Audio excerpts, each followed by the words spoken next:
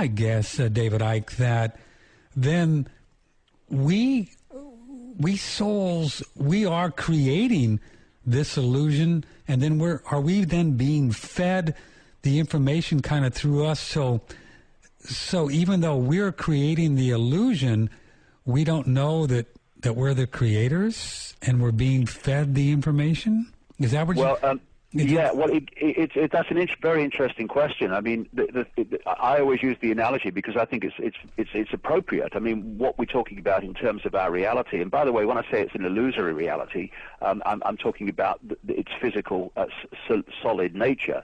Our reality does exist. It exists in the form of information. You know, I'm sitting in front of a computer now, and if I put a disk in the computer, what is a software disk? It's just information encoded on a disk. You can't even see the information. And then you put it in the computer, and the computer decodes that information into what we call the internet in terms of text and images and moving pictures and all the rest of it. Now, we're doing that in a much more sophisticated way, obviously a much more advanced way, through what I call the body computer. This is why it's quite provable fact that, you know, the five senses simply take vibrational information, they turn it into electrical information, same information, different form, and they communicate that to the brain that decodes that into what we call the physical world. So we're like, if you like, on a body level, not in terms of consciousness, the infinite self, but on a body level, we're like computer terminals. Now, once you realize that, I mean, just imagine you are a network of manipulators, and you have systematically, through control of science and the use of religion over the years, you have kept this awareness of reality and how we're experiencing it and how we're decoding it from the mass of the people, but you know.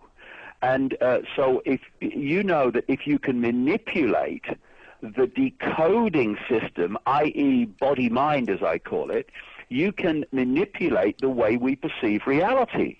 So we are, for instance, on a body-mind level, we are crystalline in nature. The DNA is crystalline. You know, it was very interesting, Patrick. Early last year, I met a man called Harvey Biggleton who operates up in Northern California. And he was in medicine, and now he's in alternative forms of healing. And he wrote a book called Holographic Blood because he was seeing holograms in the blood. And I was in his center, his clinic, and he took some of my blood, put it under this microscope, which had very, very powerful microscope. And I looked at it. It actually was funny.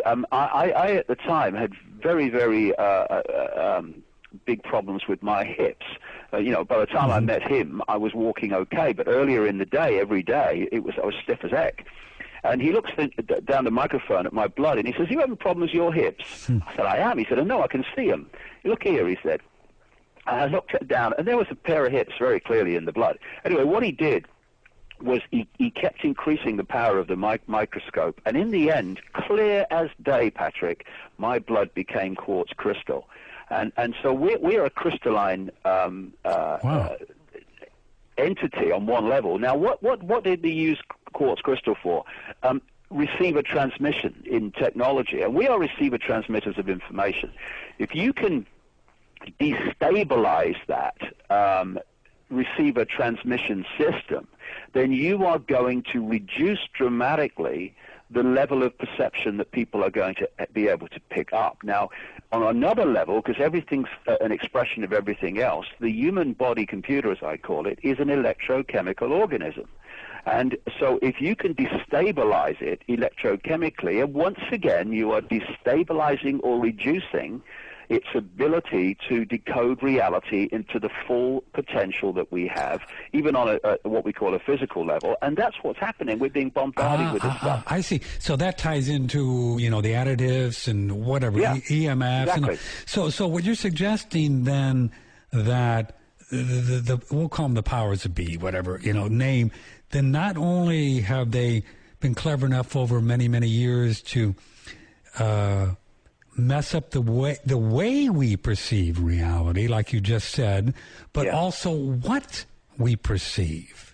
Yeah, and this is where the media comes in. So it's and on two education. levels. Yeah, it's on two levels. Yeah, exactly. See, what's happening is we're born into this world, and the conditioning starts. What's happening is on the computer level of reality, we're being programmed. We're being programmed with a sense of reality.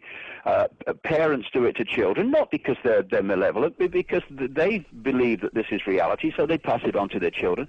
The children then go to school, and right through all these formative years, they're being programmed with a sense of reality and a sense of who they are. All the peers around them are confirming that sense of reality because they've been through the same system. And then you've got the media all over the world, the mainstream media, which is again programming a certain very limited sense of reality perception and self. And what happens is our point of attention, this is the key. We are infinite possibility, we are infinite consciousness.